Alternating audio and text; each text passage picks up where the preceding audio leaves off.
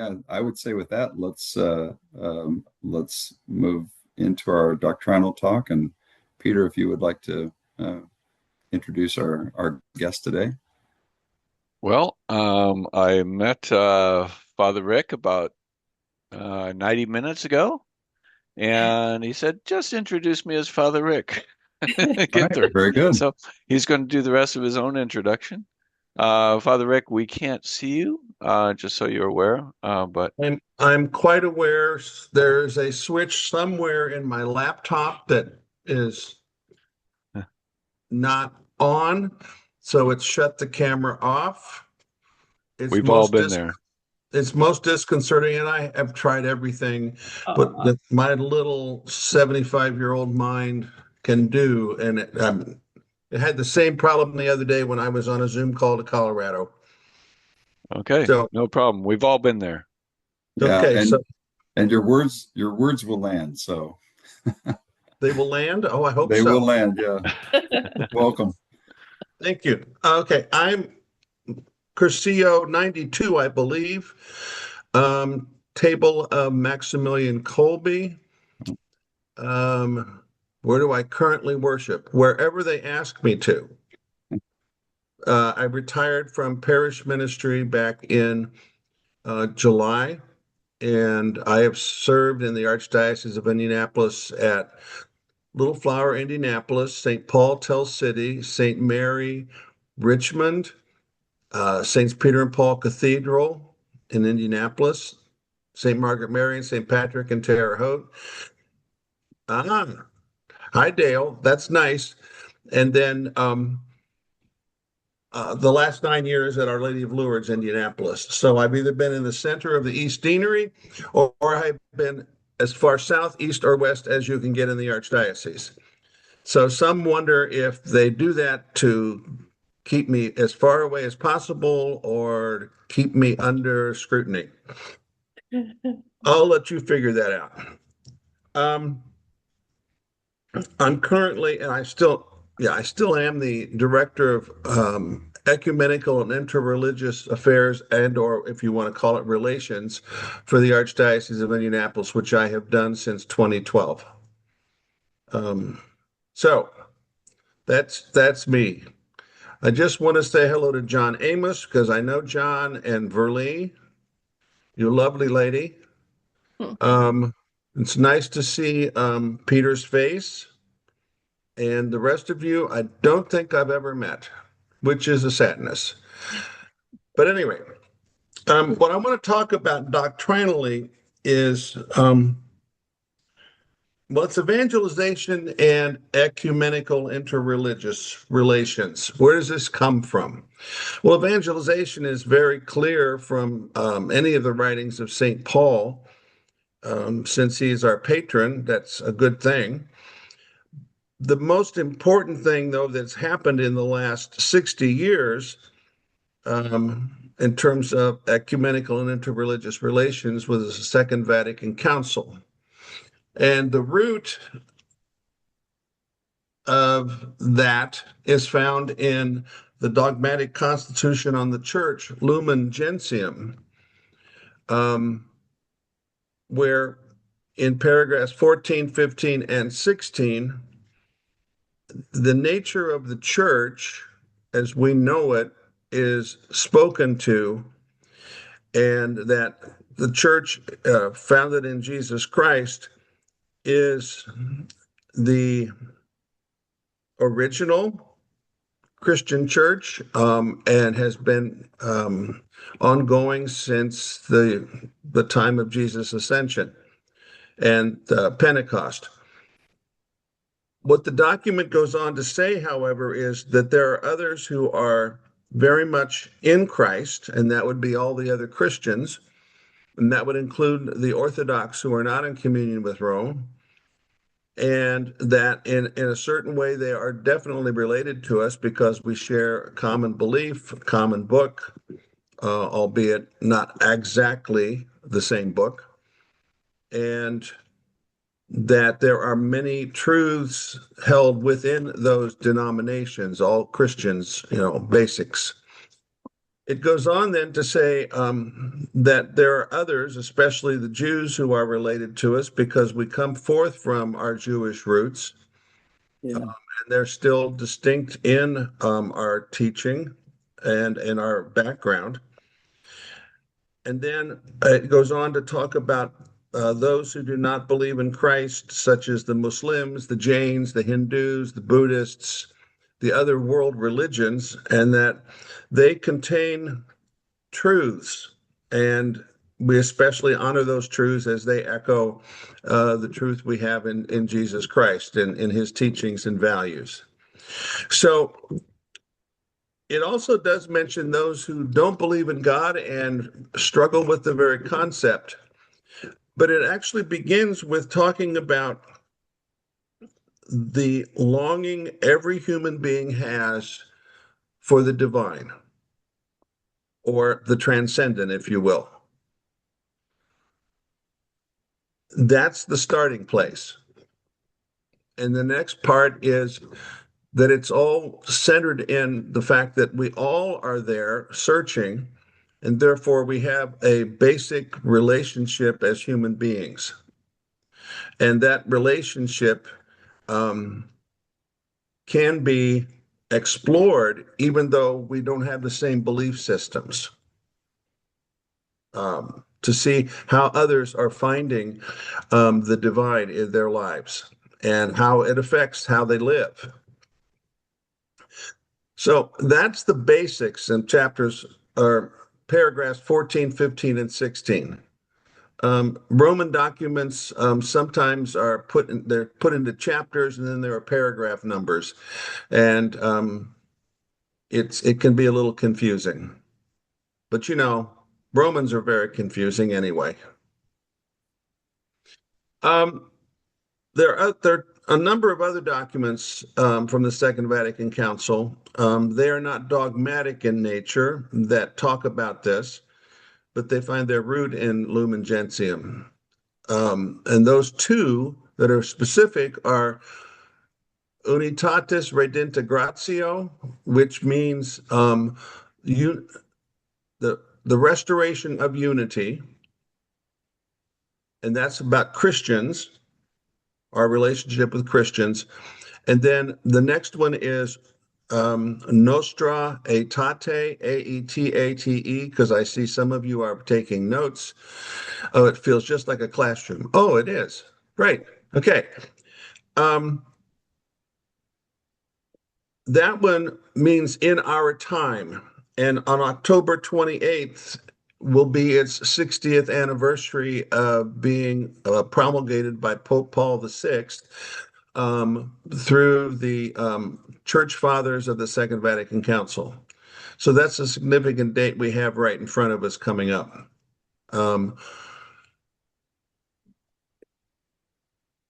Unitatis Redintegratio, again, re-echoes our close relationship with other Christians and the truths that we share, the hopes that we share, and it outlines ways that we can relate with them in common prayer services, theological dialogues, which are basically the theologians and bishops who work these dialogues. There are a number of official ones. And, okay, come on. Somebody distracted me. Mark, thanks a lot. I looked at your face and I lost my thoughts. Yeah. Okay. Anyway, hold on a second. Right. And then there's, we do dialogue of life. Okay. Which is we have neighbors and we interact with them. And then there's the dialogue of mission, where we actually do things together. Do any of you in your parish have a relationship with another church other than Catholic that you do a common ministry? Okay. When I was in Irvington at Our Lady of Lourdes, we had the Irvington Association of Ministers. It was 8 churches. We had Irvington Community Advocacy Network, which did social outreach for people who had needs that we could help meet. We also had a food pantry, and when we had events, the proceeds very often went to the food pantry and to the not Mission 27, St. Vincent de Paul conference there at Our Lady of Lourdes. So one of those is coming up. It's the Spooky Organ Concert. The Sunday evening before the weekend before Halloween. If you want to go to an event that's totally crazy, Irvington hosts up to 90,000 people in a 6-hour period. And some come in costumes, and it is the wildest thing I've ever seen in my life. Halloween has taken over. Anyway, so we also had the Lenten prayer services every year, 5 of the Wednesdays, and we would have a, a church would volunteer to be the host. They would prepare the prayer service. They would also prepare a soup and bread meal beforehand, and then one of the other ministers, not of that church, would preach. So we were constantly sharing prayer types, and Oh, that's awesome. yeah, it's a wonderful thing. I'm going to miss that. Thoroughly enjoyed it for those 9 years. But sometimes you have a neighbor church that you can pair up with, or Mhm. you've already got a situation where you have a number of folks or a number of churches who are working together. That can also happen with We've got 3 people of other, parishes that work. pardon, Teresa or Yeah, Therese? we've got 3, the pastorates, if you will, are Catholic churches in with 1 or 2 priests over all 3 of them. So in that sense, we work together. Right. And that's, we have in Archdiocese, we have parishes like where I was at Lourdes is now shares the pastor with our Little Flower. They both have schools. Pray for Father Jude. He's doing really well, but oh my gosh. I had 2 parishes in Terre Haute. I know what that's like. One had a school. Um, and so you learn how to do things together. But you still hold on to your personal identity as a parish. Well, anyway, also some parishes and some Catholic institutions, in the Archdiocese at least, will work with Jews, Muslims, Jains, whatever other religious group wishes to defend the wonder of religious freedom, or to, if they're close enough together, they may have a common food pantry or some ministry to share, even though they're different faiths. But what you discover by rubbing up against them is that you are discovering the common, I'm going to say divine and human connections. Through our search for God, we have certain values that are common. I'll give you one. The golden rule, do unto others as you would have them do unto you. Almost all of the world religions have a common sentence like that. And if you Google it up, just put in the golden rule, you'll see at least 12 up to 14 different quotes from the different religions. So by working with them, the other religions, one begins to discover our commonalities, which is a good thing. I mean, we're supposed to be Christian, reaching out and encountering. Now, I even put on a clerical shirt this morning just so I could, look like a priest. And so you'll have to just think that little camera that's on your screen, That's my caller. So, ecumenical and interreligious relations are not a contradiction of our call to evangelize. Some people think it's an either or. The documents make it very clear, and the popes since Pope John the 23rd all have spoken to this. They all have writings about it and homilies and addresses wherever they have traveled, that they bring Christ to the world as we should, and do it in a very respectful way so that the other religions and other Christians understand how we are connected, and you discover that how we are different. But all relationships start with discovering our common connections, don't they? How many have a friend that's not a Catholic? Raise your hand. Okay. So you already have an ecumenical or interreligious relationship, but it started with some sort of they're a neighbor, you went to school with them, whatever. And so you're building on that relationship. They know you're Catholic. Since you're Christiistas, I know they know you're Catholic, right? Verlee, do they know you're Catholic? Yeah, well, I'm picking on you, Verlee, because we've known each other a long time. Yeah, since the 70s. I'm old like you. Thank you. Thank you. You are 70, let's see, hold on, 78? Not quite. Okay. Right. Well, Jim and my sister Mary was in school with Charlie Gardner and John Hannon, and Jim was in their class, so that's how I know. Yeah. Okay. Let's go back to what I was talking about. Ecumenical interreligious relations and evangelization starts with relationships. And our honoring those relationships are caring for the person. And if we can't care for them in a particular moment, at least let them know we're there. And that begins to spread the gift of the gospel so that we have strong interfaith and strong ecumenical relationships for the betterment of the world.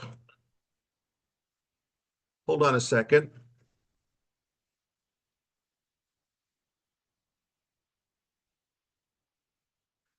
I have this alarm clock that if you don't tell it when you shut it off, if you don't hit the button twice, it 24 hours later, it will do it again. So, all right, I think I've kind of exhausted what I could say. I would encourage you just to read paragraphs 14, 15, and 16. Peter, if you want, I can email that to you. I have a document, a Word document that just has those paragraphs, and there's some underlinings and highlightings that I put in just to kind of emphasize various aspects. Nostra Aetate is very short. It's only 1,763 words. It's very easy to read. And Unitatis Redentratio is a bit longer because we're talking about all Christians and how do we relate. But that's what I would offer you this morning. And now, if you got questions, ideas, wonderments, Michael? Yeah, so Father, thank you for this. And this was actually, I didn't know what you, so shame on me, I didn't know what you were presenting today, but I've actually been thinking about this very topic earlier this morning. So my question to you is, how would you describe the past 50 years in terms of us coming together? of different religions. And then I guess to keep it short, because I have a bunch of questions, but we don't have unlimited time. Have you We seen? froze up, or did I freeze up? Oh, can you hear me now? Can you guys hear me? Yes. Yeah. Can you hear me? Can you hear me? Yeah, I can hear you now. Okay. How would you describe the past 50 years in terms of us coming together of different faiths? And then has there been any momentum recently or increased interest in bridging or working together, I should say? Are you talking other Christians or other religions? Let's go other Christians for simplicity. Yes, the, it's waning right now because most of the Christian churches who are involved in ecumenical relations, besides a reduction in the number of clergy, it's also a reduction in the ability to support a person, okay, to do this, especially at the diocesan or synod or whatever level that other Christians have. The ecumenical prayer service every January called the Week of Prayer for Christian Unity, which is always between January 18th and 25th, exists in many dioceses where Christians come together to pray for unity. There are official dialogues with, and when I say official dialogues, these are where the theologians and a lead bishop on our side, or excuse me, I should say representing, the Roman Catholic Church and the whatever denomination we're dealing with, whoever they appoint to be the lead person. They gather every year, every 2 years, it just depends on their cycle, to continue to discuss various aspects like baptism, sacraments. How are we the same? How are we different? The whole organization of church, the our belief in well, how do we do the come on, brain? We have different clergy and different qualifications. How is that similar? How is it different? Um, where are the points that bring us closer to unity, which we don't know what it's going to look like, okay? And which are dividing still. So that's going on officially at the international level as well as the national level. It depends right now on the resources that each denomination has in terms of local. Um, I'm in the province of Indiana. I'm the only part-time person who does this kind of relational work. And it makes it a little difficult when you're the only one in the entire state because I can't go into the other dioceses. That's not my charge. But it's still there. We're not letting it go. And so we have common understandings and we have a lot of respect for each other. I've had the opportunity to be at the ordination of the Episcopal Bishop of Indianapolis, the installation of the new Lutheran Evangelical Lutheran Church of America bishop. Um, so I've known all the judicatories, the heads of the denominations through what we do together. And so that's how you just build the relationships. And in the Archdiocese, Archbishop Beekline, then Archbishop Tobin, and now Archbishop Thompson, there is a group of the judicatories who meet on the second Thursday of every month at like 8 in the morning, either Zoom or in person at the Inner Church Center. And they simply share how things are going. So they build these relationships so that when we have an issue that is difficult, if you remember RIFRA, that whole controversy about what was that all about? Was it about gay rights or was it about religious freedom, etc.? Okay, you all froze again. We can still hear you. You still hear you fine. Yeah. Okay, I'm back. Sorry. I don't know why I've got an unstable connection. I'm sitting right on top of it. Anyway, when we were dealing with RIFRA, Archbishop Tobin had a particular take on it. Other denominations had a different take on it. But they were still able to talk to each other respectfully and understand the difference. So there was no need to fight or say you're wrong. That's part of the know where they start their thinking and know what they how that coincides with what their their denominational structure, belief, etc. is. So you know how they're coming and talking so that you can respectfully say, well, we're going in a totally different direction, and this is where we're coming from. So I guess the other thing I would say, Michael, is Pope Francis said, Christian unity is not a destination, it's a process. We don't know what it's going to look like. But I think there's a clue if we look at the various Eastern Catholic churches, such as the Byzantine, the Melkite, etc., Syro-Malabar, they have their own rites. They have their own way of approaching sacraments, okay? We share the same sacraments, but we don't celebrate them the same exactly. The Eastern churches that are in communion with Rome have their own code of canon law. And so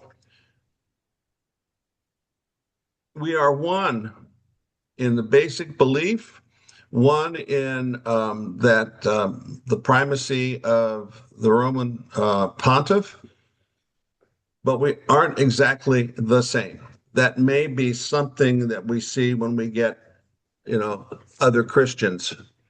When we see how do we work that together. One other thing, Michael, that came to mind. In 1999, a document called the Joint Declaration of the Doctrine of Justification, JDDJ. That's where Lutherans and Catholic theologians, through a international process, came to a common understanding of justification, which is part of Martin Luther's reason for splitting. Okay, so after 500 years, we were finally able to say, okay, when we look at it today, we have a common understanding.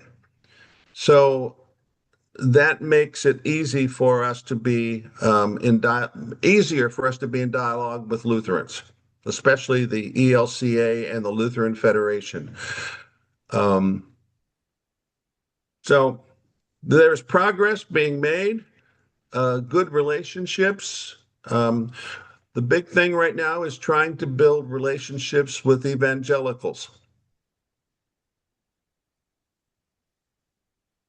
Okay, other questions?